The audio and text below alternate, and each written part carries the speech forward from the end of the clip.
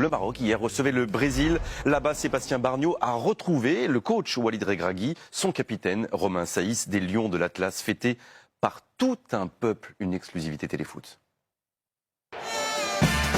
Ce samedi 25 mars 2023 restera assurément dans les mémoires marocaines. C'est le match du siècle. On est hyper fiers de vous et merci pour tout. Pour leur premier match depuis leur Coupe du Monde historique, les Lions de l'Atlas ont vaincu le Brésil. Avec ce public, ça te transcende. On est encore en train de rêver, on continue sur notre lancée du mondial et ça fait plaisir. Cette semaine, nous avons pu suivre au plus près ce groupe avant de vibrer hier à Tanger.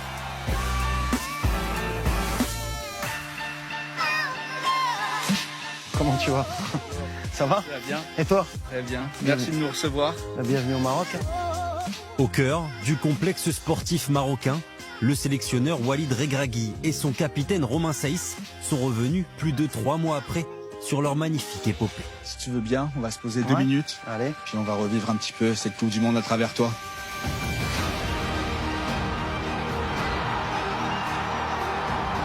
Ah, c'est génial. On est meilleur au foot quand même. Ouais, on voit les émotions là. De bons souvenirs, hein. Très bons souvenirs. Écoute, quand tu revois ça, tu te dis que c'est des moments, c'est pour ça qu'on fait ce sport.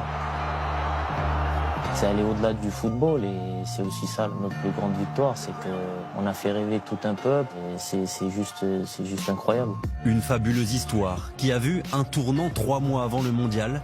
Walid Regragui est nommé à la tête de la sélection et change alors son visage. Je suis souvent avec mes joueurs très proches, mais je peux être très très dur. Et en fait, ils ont compris qu'on jouait pas que pour nous, parce que souvent c'était l'erreur en équipe nationale. Souvent les joueurs venaient, pensaient qu'il fallait qu'ils jouent, il fallait qu'ils montrent leur talent. Et là, ils ont compris qu'il fallait qu'on joue en équipe. Et puis les résultats font que j'espère qu'ils vont comprendre que quand on joue en équipe, on ressemble à quelque chose. Le Qatar est derrière, débute maintenant la préparation pour la CAN 2024. Le premier match, un Maroc-Brésil, servira aussi de célébration. 65 000 personnes sont attendues pour les retrouvailles.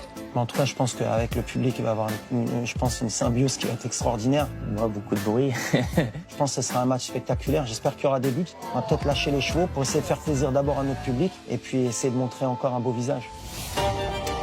Comme attendu, Tanger est en liesse. On est heureux. On est venu pour supporter notre pays. Soir de fête, c'est un spectacle. Ce soir, vous allez assister à un spectacle. Un stade plein, prêt à célébrer le retour de ses héros. Aujourd'hui, c'est la fête, c'est pas le match. 2-0 pour le Maroc.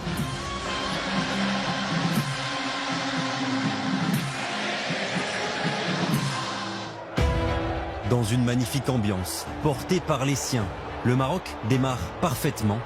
À la demi-heure, Sofiane Bouffal ouvre le score, 1-0 après un premier acte serré. En deuxième période, c'est une faute de main de Bounou après un tir de Casemiro qui relance la rencontre. Mais ces Marocains-là, comme lors du mondial, montrent qu'ils ont des ressources. Sabiri offre la victoire à tout un peuple qui n'attendait que ça, une fête totale. La ferveur du mondial a fait qu'aujourd'hui le stade était plein, il y avait une ambiance incroyable. On a su répondre présent en gagnant contre cette très grosse nation du Brésil. C'est historique, on n'avait jamais battu le Brésil de notre histoire. C'est chose faite et puis ça confirme un peu notre mondial. Comme quoi, c'était pas un hasard, on a une belle équipe, mais il y a encore du travail. Après l'exploit, déjà la projection. Le Maroc de Regragui ne manque pas d'ambition, cap sur la prochaine CAN pour cette nation qui l'attend depuis 1966. Et merci aux Lions pour l'accueil. On va aller à l'aéroport du Bourget, c'était il y a 20 minutes exactement, avec